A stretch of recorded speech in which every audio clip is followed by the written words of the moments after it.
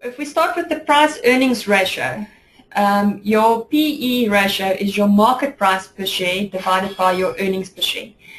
Now, in the market, we have different terms for PEs. You get your current PE, which is your current share price divided by your most recent earnings per share.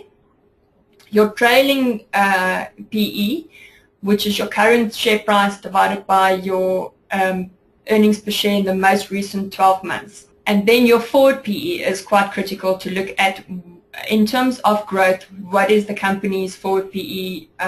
What will the company's forward PE be? So that is your current share price divided by your expected earnings per share for the next financial year.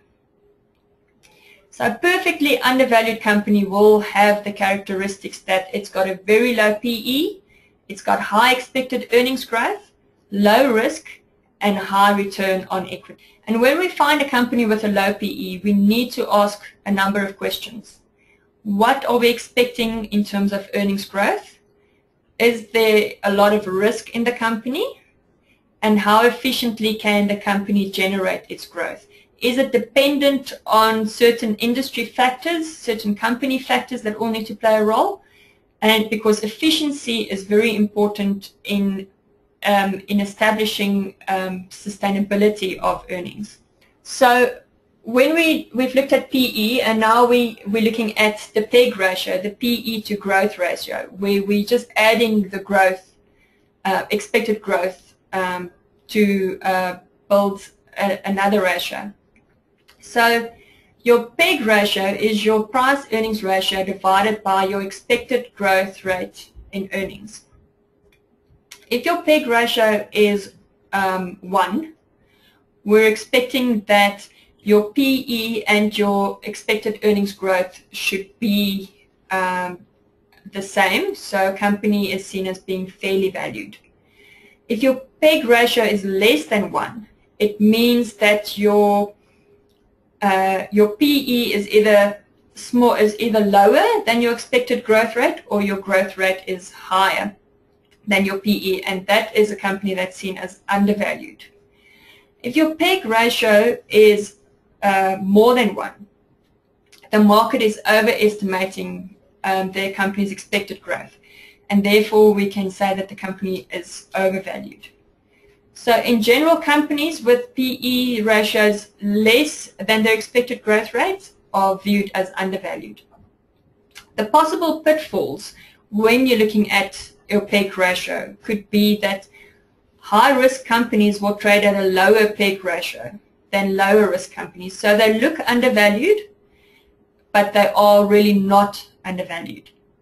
And then you can also look at companies that grow more effectively and efficiently will have higher PEG ratios because the market is giving them a premium price earnings. And they might look overvalued, but they are really not overvalued. So moving on to the price to book ratio. Your price to book ratio is your market value of your equity divided by your book value of your equity. And we want to use this ratio because it's got a number of advantages. It is usually your price to book value is normally positive, where your earnings ratio that you use in your PE ratio and your PEG ratio could be negative, and therefore we would rather use a price to book ratio when we can't use a PE ratio. Your book value is also more stable, and therefore it is better to use your book value that, where your earnings per share is volatile. So when a company is having internal issues or industry issues, and your EPS, your earnings per share over years are not stable and growing, we would rather use a price to book value. And the appropriate measure of net asset value for companies that hold liquid assets.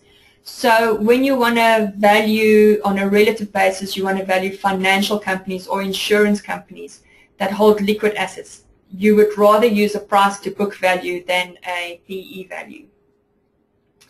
And it's also useful for companies that are expected to go out of business. So that gives you the true value of a company. So companies trading, not trading as a going concern, or companies that are expected to close down. The disadvantages of using a price to book value is that it does not reflect the true value of intangible economic assets. So your human resources, the management that build the business, that adds the value, you cannot quantify that. And it could be misleading when there are significant differences in the asset size of comparable companies. So if you look at an industry and you compare a top 40 company in that industry to a small cap company, and then these companies all could have different accounting conventions that could reduce the comparability in the way they account for their assets, or they structure their liabilities, or it's on or off balance sheet. That could make comparability very difficult and could give you the wrong answer. So how do we interpret the price to book ratio? So a low price to book ratio signals that a company is undervalued, whereas a high price to book ratio signals that a company is overvalued.